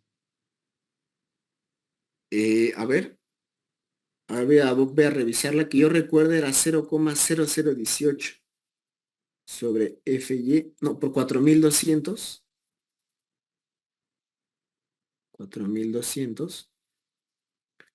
sobre Fy, base por altura útil. Ya, lo voy a revisar ya, pero que yo me acuerdo era 0, con dos ceros era acá.